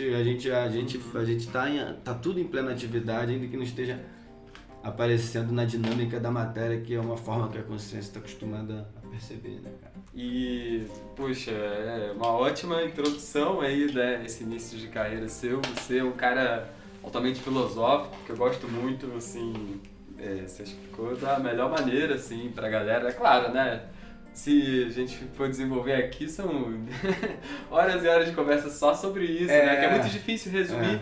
A gente traz pro podcast de cantoria os nossos convidados e a gente tenta dar uma resumida, que já é bastante às vezes para quem quer te conhecer, para quem quer saber um pouco mais. Mas eu queria saber um pouco mais sobre essa questão dessa cena da música autoral dessa época, porque eu lembro que quando eu entrei na faculdade de História aqui na UF, eu entrei em 2013 e comecei a habitar ali a Cantareira e tal, eu vi esse movimento ali. E eu vi os Giras Gerais, eu vi você, eu vi a galera, eu achava muito bonita essa energia de Clube da Esquina, né? A gente tá fazendo 50 anos que o Clube da Esquina foi composto aqui num dos bairros vizinhos onde a gente tá gravando, na região oceânica de Niterói. E eu acho muito lindo essa energia de vocês, de ter essa reverência, né? De conhecer as pessoas. Você estava falando em Márcio Bahia, que já tocou com o Hermeto, né? O próprio Luizinho Alves aqui, filho do Luizão Alves. Que também já gravou com o Milton. Então eu acho muito lindo essa energia. Pois é, bicho, assim, uma coisa agora que você tocou nesse assunto, cara, tipo assim, isso aí era exatamente, a gente tá falando de 13 anos atrás, exatamente. A gente tá falando ali de 2000, estamos falando na verdade ainda 13 não, estamos falando tipo 2010, 2011. A gente tá falando de um momento em que era uma reverberação disso, por exemplo, tinha muito evento cultural, tinha muito encontro, inclusive que transcendia, mas muito em volta da Cantareira, muito na concha acústica também. E na época da Cantareira, porque isso veio depois da Cantareira, né? Inclusive a tradição da quintaria, da quinta-feira, aquilo é porque quinta-feira é do dia do show na Estação Cantareira, então toda quinta tinha um grande show na Estação Cantareira. Gratuito? Um grande show mesmo, gratuito, um grande show, exatamente. E agora... Hoje em dia eu nunca peguei. É importante a gente falar, é importante a gente falar aqui agora, tá rolando um movimento aí de querer construir um prédio na Cantareira que já foi equivocadamente privatizado de uma forma absurda, mas enfim, o ponto foi que nesse momento, cara, como você falou dos Giras Gerais e tal, era uma coisa que convergia muito, tinha a galera também do Divã Intergaláctico, tem um disco ali, então assim, e enfim, tem uma infinidade de galera fazendo e convergindo ali, tocando ali, se encontrando ali. Mas aí, pô, fundamental. Aí foi a Júlia Vargas, né, cara? Foi grande, uma força da natureza, né, bicho? E aí o Klaus Mose, o Ivo Vargas, enfim, o Nando e toda a galera dos Giras Gerais, enfim. A grande Daíra também, enfim, que é uma irmã nossa. Aí a gente... mas aí voltando, depois a gente fez lá atrás Velhos Rebentos. Foi que na época do Velhos Rebentos tinha a galera dos Giras ali, a gente se contava no Tuxo, no Solondão, se leva na Cantareira, se juntava pra fazer show junto e toda uma galera, né? Então era um movimento poderoso que rolava. Aí a Daíra a gente fez, a Daíra, o Luizinho, o Amin e o Araxá, o Velhos Rebentos, depois teve Pelicano Negro. Então, enfim, eram bandas que existiam e que se relacionavam, tocavam no Convés, tocavam e tal, lugares com essa força toda, inclusive Inclusive o Arthur Maia, né, cara, que era uma figura grande, Arthur Maia, grande mestre Arthur Maia, que deixamos uma grande reverência, uma referência profunda a todos nós, grande mestre, né, e que, enfim, foi a pessoa que produziu meu primeiro trabalho, produziu as 2 primeiras músicas na vida, entendeu? A primeira vez que subi num palco foi com direção musical dele, que foi a filha dele era da minha sala e era uma parada de uma gincana, no primeiro ano, isso era uma parada de uma gincana, mano. Aí a gente na gincana, acho que era gincana, nem sei se é o nome disso, que a gente fez aqueles eventos de escola, aquelas paradas que eu não lembro o nome que se dá essas paradas, aí tem a parte do esporte, não sei o que, tem a parte da música. Eu rolava ali, aí a gente, foi a primeira vez e tal, a partir dali a gente produziu coisa, então, enfim, grande mestre, a gente tinha a oportunidade de, cara, o mestrão chegar aqui no São Dondon e ver o Arthur. Então você vê aquilo e fala, pô, então essa coisa naturalmente, quando não existe, quando as referências viram outras, a realidade manifesta outras coisas, né? É natural que as direções, o ser humano ele vai caminhar para essas outras dimensões, ou seja, para as outras relações, que não estão nem acima nem abaixo, quer dizer, não estão reduzidos a juízos, mas são fatos. Né? Uhum. E aí, um outro ponto que eu queria tocar é tipo, já situando a gente exatamente nessa época ali, né, já dessa década passada, esse comecinho da década passada, 2013, 2015, vai combinar com o seu primeiro disco, né, Sim. Memórias da Aldeia do Bicho que Mente. Antes da gente chegar no disco, eu queria pensar assim, quando eu comecei a conhecer essa cena, você pra mim era representante de um pessoal, já que você falou do Divã Intergaláctico, né, de um pessoal que eu curtia muito, que era uma cena ali underground, alternativa, chame-se do que quiser, que tinha muito de psicodelia, ao mesmo Sim. tempo com música brasileira, né? Uma galera que inclusive me influenciou muito, aí cada vez Sim. mais fundo nessa MPB meio profunda. Sim. E pessoas que eu encontrava no Aldeia Rock Festival. Eu senti, baseado nisso que você estava falando, desse todo esse movimento, o quanto vocês conseguiram alcançar uma certa aura de algo contracultural também, né? Que Sim, nada cara. assim estabelecido, né? Como se fosse um rótulo, mas tipo, eu senti uma energia naquele momento Absoluta. forte. Talvez até Sim. mais que hoje, Sim. sabe? Sim. Claro, a pandemia também Sim. dissipou muita É, coisa e esses sim. últimos anos foram Sim. muito pesados para todos. Mas naquela Sim. época eu sentia aquilo ali com a solidez, né? Você Sim. naquele momento você sentia Cara, um eu potencial grande? Cara, eu senti absolutamente. Na verdade, eu sinto ainda absolutamente. Eu sentia, na verdade, e essa energia era justamente, continua sendo um dos pontos, sabe, assim, centrais nessa coisa da energia vital mesmo, da intensidade, da manutenção, da permanência, porque tem muita nitidez, né, cara, assim, essa percepção ela vem com muita nitidez. E ela sempre teve, e ela se fortaleceu realmente, como você disse, nessa época em que a gente encontrava com pessoas nesse mesmo lugar de força, entendeu? Eram coisas que... E a UF tinha força nisso, porque a UF também tinha muita coisa rolando, e vinha uma galera, tipo a Mariá e tal, que é uma grande figura também, que tem uma força absoluta, e que, enfim... porque era tanta gente, cara, entendeu? E tanta gente com muita força, assim, realmente com condições... E por mais que artistas como você e todo mundo está falando dessa cena tenham mantido trabalhos muito legais e tal, eu senti que a energia coletiva se dissipou. Sim, se dissipou, Mas cara. Se dissipou. Tipo... Isso é muito triste, mas isso é uma coisa que a gente tá ligado. Sim, geralmente é a questão coletiva, né? Mas por outro lado, você começou a lançar uns trabalhos mais consolidados das suas canções ali, né? Não que estar ativo na rua não seja algo sólido, é algo muito sólido. Pois é. Mas é aí que a gente chega no seu primeiro disco, como que isso aconteceu? Pois é, cara. E, foi ainda na rebarba desse momento, né? Exato, força, né? Exato. Tinha relação de banda mesmo, a gente, tipo, estamos lá com... Tinha uma banda muito anterior, mas fizemos os Velhos Rebentos e... Quando era mais ou menos 2012, assim, foi quando eu comecei a gravar esse álbum com o Arthur, né? E aí... Só que assim, a gente, como você me diz, pô, com 20 e poucos anos a gente... Nossa cabeça tinha ouvido Milton, tinha ouvido Elis, tinha ouvido a música brasileira, a Melinha, Lula e Lucina, Arno Rodrigues, Taiguara, quer dizer... A gente não entendia o porquê das coisas ainda, assim, sabe? Não que exista o porquê, não acredito nisso, mas a gente não sacava. Então tinha uma coisa de realmente se falar uma força revolucionária, a força de. Não tinha ainda tido embates, as coisas reativas. Em 19 anos achando que vamos fazer música e vamos acabar, sabe assim, com aquelas visões. Porque a gente tinha influenciado por uma energia lá de trás, de uma coisa, tipo, o que tá acontecendo com a música? Uhum. Então era uma coisa, sabe, descabida ainda. Querer o sucesso, o prazer e a revolução ao mesmo tempo. Não esse sentimento jovial, não é pro artista jovem, né? Pois é, e aí você vai, na verdade, cair na real, que é fundamental, você cair na real absoluta das coisas mesmo, você vai sacando, fazer todo um caminho de volta, todo um caminhozinho de tal. Então, assim, ao produzir esse disco, eu quis fazer coisas que eu não consegui fazer, aí a parada acabou não rolando, aí eu falei, quer saber? Eu vou comprar os equipamentos e vou pra um lugar gravar, em paz.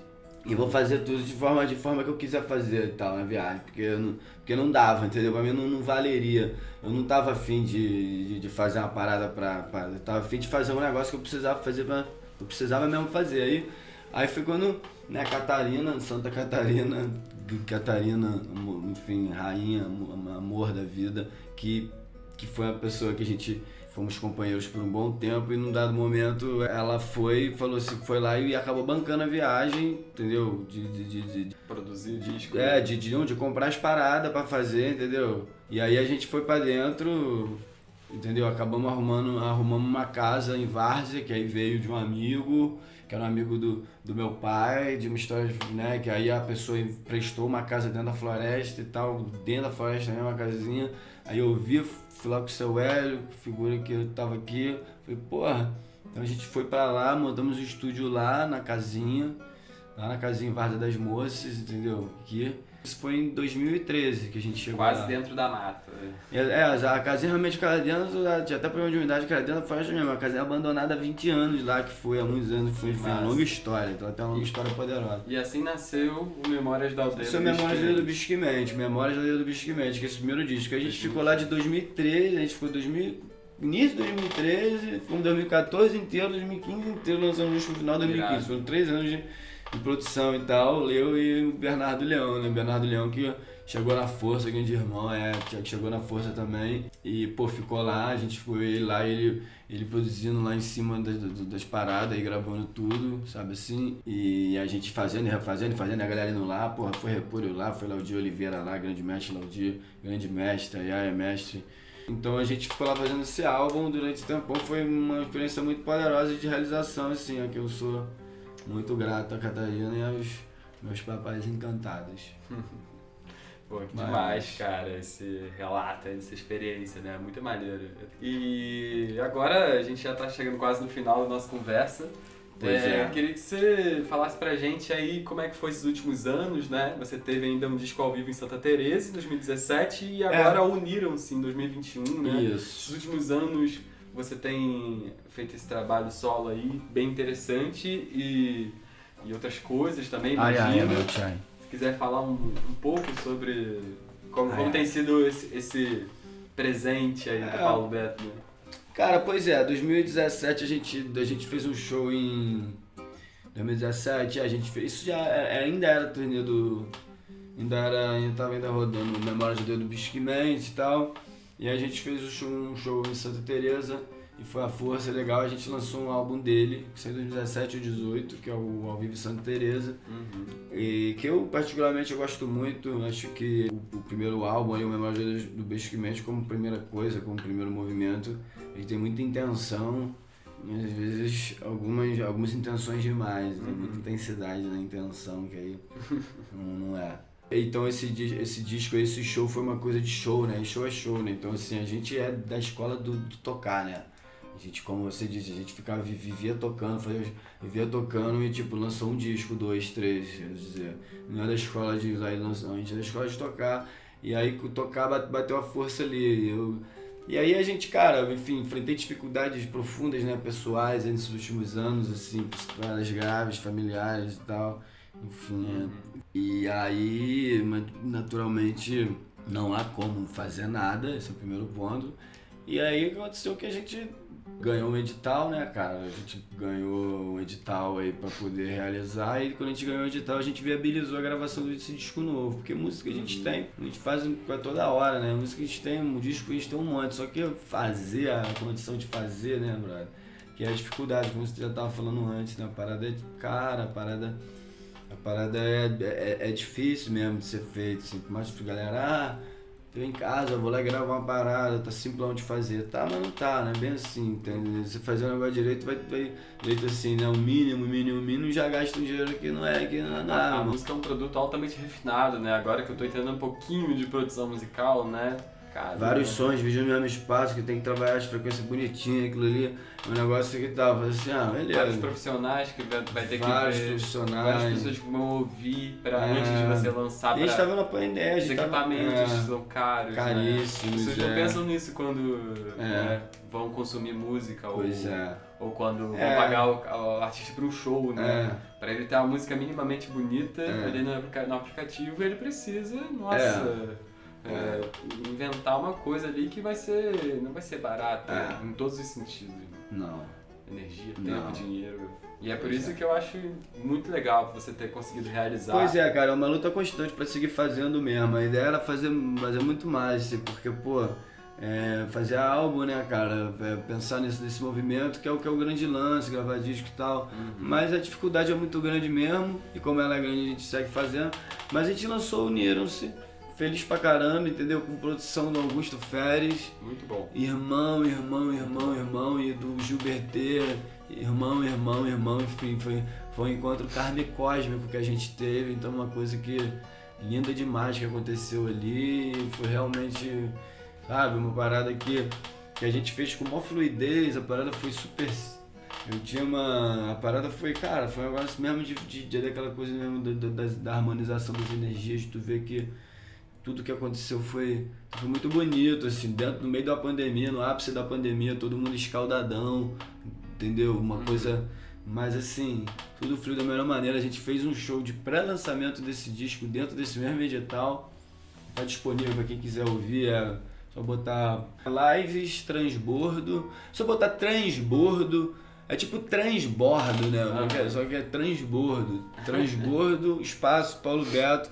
Vai ter lá, esse show que foi um pré-lançamento desse disco Uniram-se e que foi dentro do mesmo edital. Teve também, no outro dia, o Gilberté e também o Klaus Moser, um irmão encantado, um poeta, um arteiro que, assim, salve. E que é um amor puro, assim, um ser que tem infinita luz, meu irmão.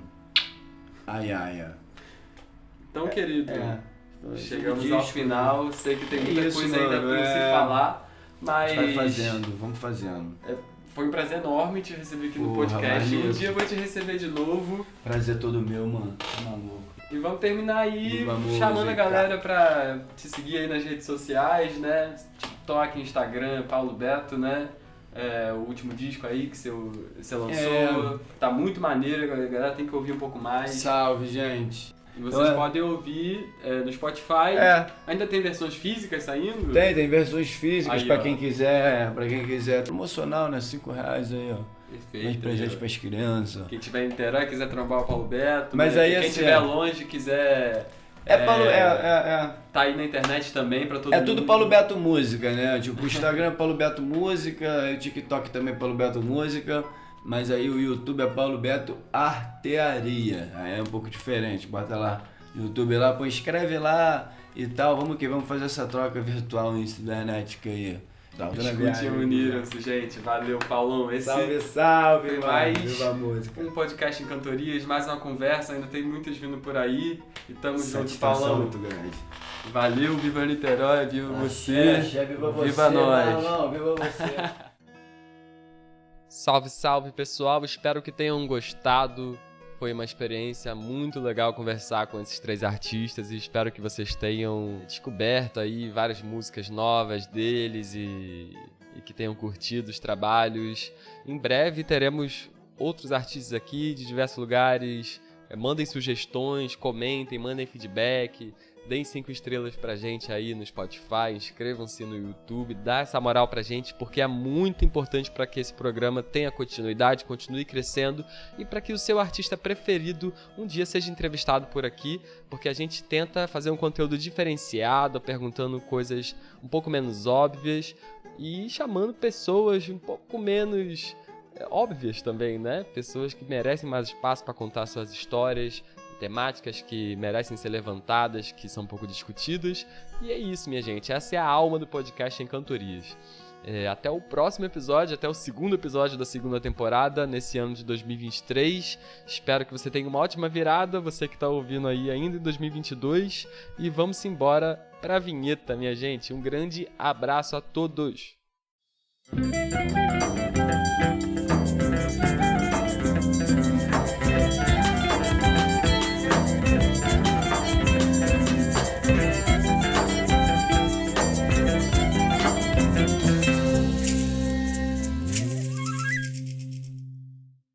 Esse produto conta com o apoio da Secretaria Municipal das Culturas da cidade de Niterói.